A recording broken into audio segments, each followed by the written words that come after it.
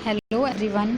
अब तक हमने प्रोटीन के विषय में अध्ययन किया। अब हम सेकंड यूनिट के अंतर्गत कार्बोहाइड्रेट के विषय में अध्ययन करेंगे। कार्बोहाइड्रेट हम सबको पता है कि हमारे आहार में कार्बोहाइड्रेट का मुख्य स्थान है। कार्बोहाइड्रेट हमारे शरीर में एक ईंधन की तरह कार्य करता है। जैसे एक रेलगाड़ी में ईंधन का प्रयोग होता है और ईंधन के द्वारा ही उसे ऊर्जा मिलती है, इसी प्रकार शरीर में भी कार्बोहाइड्रेट एक ईंधन की तरह कार्य करता है। कार्बोहाइड्रेट ईंधन श्वास रूपी ली गई ऑक्सीजन द्वारा जलता है और ऊर्जा व ताप विमुक्त होता है। हमें जितनी मात्रा में ऊर्जा की आवश्यकता होती है उसका 50 से 60% भाग हम कार्बोहाइड्रेट द्वारा ही ग्रहण करते हैं। वो कार्बोहाइड्रेट से ही हमें प्राप्त होता है। कार्बोहाइड्रेट प्रकृति में अत्यधिक मात्रा में पाया जाता है क्योंकि अधिकतर भोज्य पदार्थों में कार्बोहाइड्रेट की मात्रा होती है। पेड़ पौधे ही कार्बोहाइड्रेट प्राप्ति का उत्तम साधन है।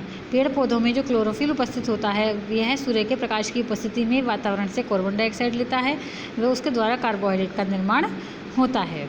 कार्बोहाइड्रेट एक को हम श्वेतसार या कार्बोज भी कहते हैं। कार्बोहाइड्रेट की कमी सामान्यतः हमारे शरीर में नहीं पाई जाती क्योंकि कार्बोहाइड्रेट प्रकृति में उपस्थित सभी भोज्य पदार्थों में उपस्थित होता है। हम अपनी ऊर्जा का 55 से 65% भाग कार्बोज के द्वारा ही प्राप्त करते हैं। कार्बोहाइड्रेट मुख्य रूप से वनस्पति जगत में पाया जाता है।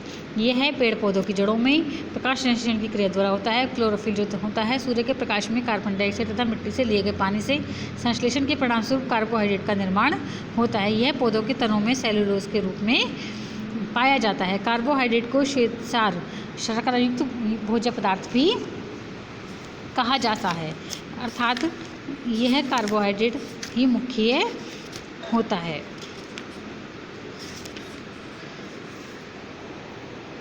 कार्बोहाइड्रेट स्टार्च के रूप में जड़, फल, फूल, तने में जमा होने लगता है तथा प्रकाश संश्लेषण के न होने पर जमायुक्त कार्बोहाइड्रेट पेड़ पौधों की वृद्धि के लिए ऊर्जा देने का काम करता है।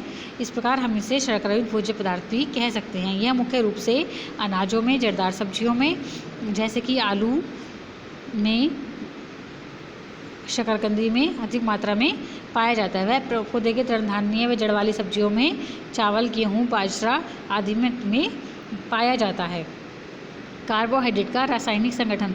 कार्बोहाइड्रेट एक यौगिक है जो कि यह कार्बन, हाइड्रोजन व ऑक्सीजन से मिलकर बना है, अर्थात कार्बोहाइड्रेट की उत्पत्ति कार्बन, हाइड्रोजन व ऑक्सीजन से मिलकर होती है। इन तीनों के तत्वों के संयोग के कारण कार्बोहाइड्रेट का निर्माण होता है। इसमें हाइड्रोजन व ऑक्सीजन पानी के अनुपात में ही होते हैं।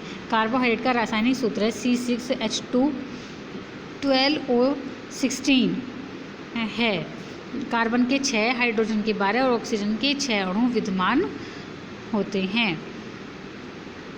C6H12O6 इसका रासायनिक संगठन होता है, इसका रासायनिक सूत्र होता है।